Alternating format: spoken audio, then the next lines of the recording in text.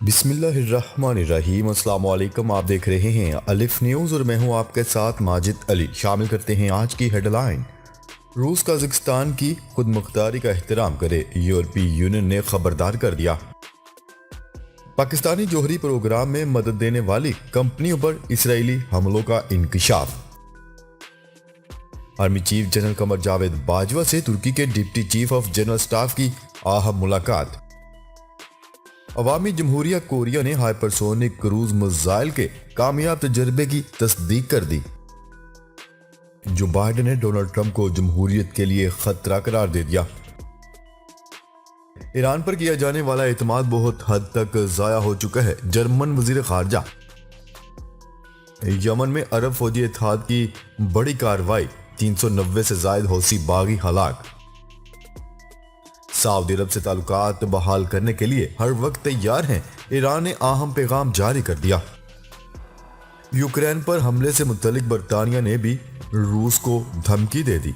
पाकिस्तान और दुनिया भर की खबरों से बाखबर रहने के लिए अलिफ न्यूज़ को सब्सक्राइब कर लें और बेल आइकन को क्लिक करना ना भूलिएगा। नाजरीन, अपनी आरा का इजहार कमेंट सेक्शन में लाजमी कीजिएगा। हेडलाइंस आपने जानी, अब बढ़ते हैं खबरों की तफसीलात की तरफ। यूरोपीय यूनियन ने रूस को खबरदार करते हुए कहा है कि वो कजाकिस्तान की खुद मुख्तारी और आज़ादी का एहतराम करे। अल जजीरा की रिपोर्ट के मुताबिक यूरोपीय यूनियन की जानिब से मज़कूरा बयान ऐसे वक्त पर सामने आया जब रूस की ज़ेर क़यादत फौजी इत्तेहाद ने कजाकिस्तान में जारी बदअमनी पर काबू पाने के लिए पहला फौजी दस्ता भेजा।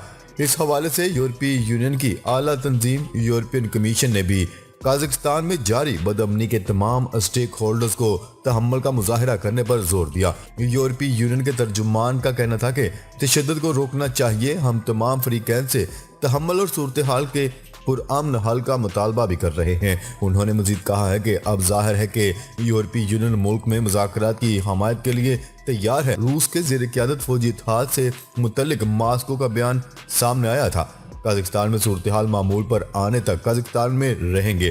कजाकिस्तान की हुकूमत ने मुल्क में जारी बदअमनी रोकने के लिए मदद की दरख्वास्त की थी।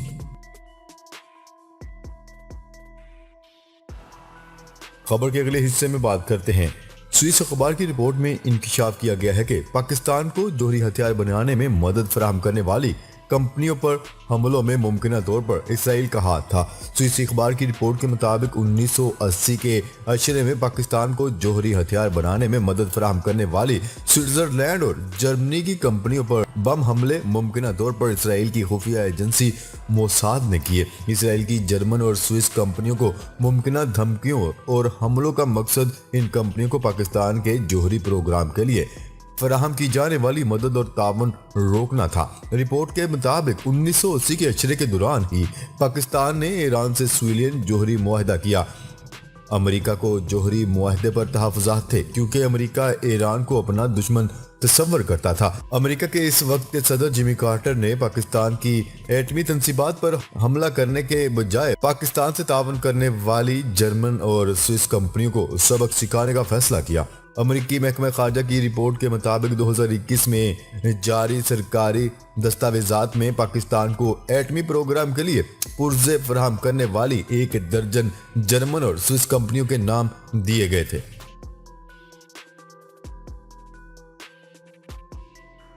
खबर के अगले हिस्से में बात करते हैं। आर्मी चीफ से तुर्की के deputy chief of general staff की मुलाकात। Army chief general Qamar Javed Bajwa का कहना है कि अफगानिस्तान में अमन और मफाहमत के लिए इकदाम की बड़ी अहमियत है। पाक फौज के शोबा ताल्लुकात आमा ISPR की रिपोर्ट के मुताबिक army chief general Qamar Javed Bajwa से तुर्की के deputy chief of general staff ने मुलाकात की। मुलाकात के दौरान इलाकाई सिक्योरिटी सूरत हाल और पेशा वराना बाहमी दिलचस्पी के मुख्तलिफ अमूर पर तबादला ख्याल किया गया। मुलाकात में दोनों बरादर मुल्कों के दरमियान दफा और सिक्योरिटी के शोबों में बाहमी ताउन बढ़ाने के हवाले से भी गुफ्तगू की गई। Army chief general Qamar Javed Bajwa का कहना था कि पाकिस्तान अपने बरादर मुल्क तुर्की के साथ ताल्लुकात को बड़ी अहमियत देते हैं। तुर्की के साथ तारीखी, सकाफती और मजहबी गहरे ताल्लुकात हैं। उन्होंने कहा है कि अफगानिस्तान में इंसानी बहरान की तबाहकारियों से बचने के लिए आलमी बरादरी की मुखलिसाना कोशिशों की ज़रूरत है। मुलाकात में फरीकैन ने दोनों मुल्कों की मसला अफवाज के दरमियान बाहमी ताउन बढ़ाने, खास तौर पर तरबियत और इंसदाद दहशतगर्दी के शोबे में मजीद ताउन के फ़रोग पर इत्तफाक किया।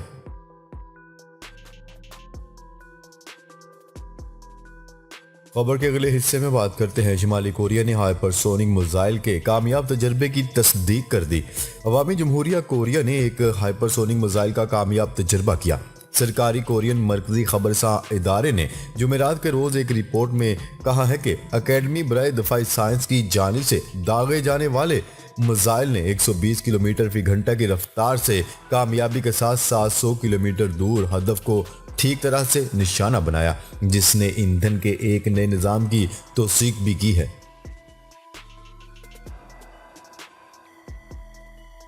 खबर के अगले हिस्से में बात करते हैं। अमेरिकी सदर जो बाइडेन ने डोनाल्ड ट्रंप को जमहूरियत के लिए खतरा करार दे दिया।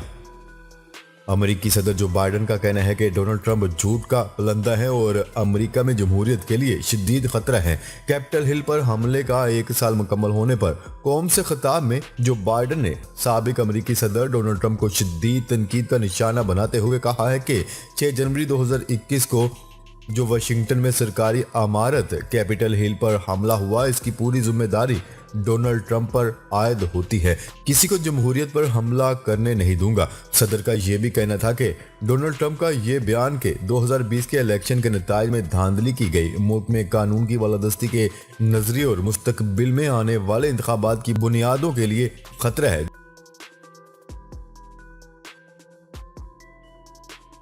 खबर के अगले हिस्से में बात करते हैं। ईरान पर किया जाने वाला एतमाद बहुत हद तक जाया हो चुका। जर्मन वजीर खारजा ने कहा है कि आलमी ताकतों के साथ अपने तनाज़े में ईरान ने खुद पर किया जाने वाला एतमाद बहुत हद तक जाया कर दिया। आलमी ताकतें तेहरान के साथ जोहरी मुआहदे की बहाली चाहती हैं, ताहम अब इस डील को नाकामी से बचाने के लिए ज्यादा वक्त बाकी नहीं बचा। जर्मन वजीर खारजा इस वक्त अमेरिका के अपने अव्वलीन दौरे पर हैं। उन्होंने ये बात अमेरिकी हमसब एंथोनी ब्लिंकन के साथ एक मुलाकात के बाद गुज़िश्ता रात की। उन्होंने मजीद कहा है कि आलमी ताकतें तेहरान के साथ जोहरी मुआहदे की बहाली चाहती हैं, ताहम अब इस डील को नाकामी से बचाने के लिए ज्यादा वक्त बाकी नहीं बचा।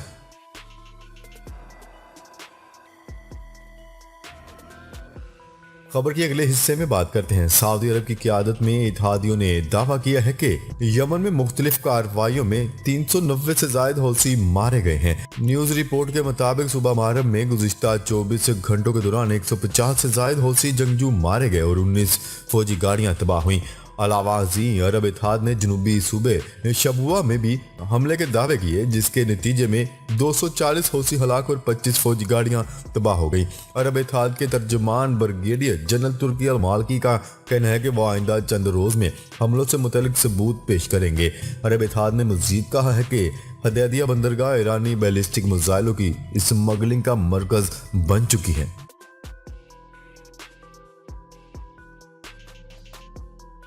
खबर के अगले हिस्से में बात करते हैं। ईरानी वज़ीर ख़ारजा हुसैन अमीर ने कहा है कि सऊदी अरब से मुज़ाकरात तामीरी और मस्बत रुख पर जा रहे हैं। हम सऊदी अरब से किसी भी वक्त ताल्लुकात बहाल करने के लिए तैयार हैं।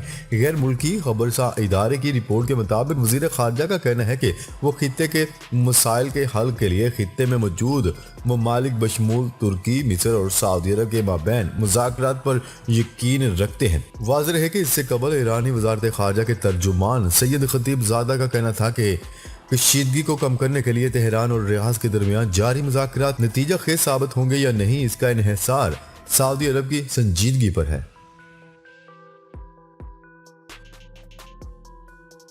खबर के अगले और आखिरी हिस्से में बात करते हैं। बरतानवी वजारत खारजा का कहना है कि अगर रूस ने यूक्रेन पर चढ़ाई की तो इसकी भारी कीमत चुकाना पड़ेगी। बैनुल-अक़वामी रिपोर्ट के मुताबिक वजारत खारजा की सेक्रेटरी ने बयान जारी किया कि हम अपने दोस्त यूक्रेन के साथ हर आने वाले दुश्मन के खिलाफ खड़े हैं। उन्होंने मजीद कहा है कि रूस जो अपने पड़ोसी मुल्क के खिलाफ मुहिम चला रहा है, इसे हम सख्ती से मुस्तरद करते हैं। अगर रूस ने यूक्रेन पर चढ़ाई की तो रूस के लिए इंतहाई बुरे नताइज साबित होंगे। उनका मजीद कहना था कि रूस बहुत बड़ी गलत फहमी का शिकार है, जिसके तहत वो अपना जारहाना रवैया अख्तियार किए हुए है और बहाना ये बनाया जा रहा है कि यूक्रेन इसके लिए खतरा है। नाजरीन, अब तक के लिए इतना ही। मजीद खबरें लेकर बहुत जल्द आपकी खिदमत में हाजिर होंगे। तब तक के लिए अपना ख्याल रखिएगा। अल्लाह निगहबान।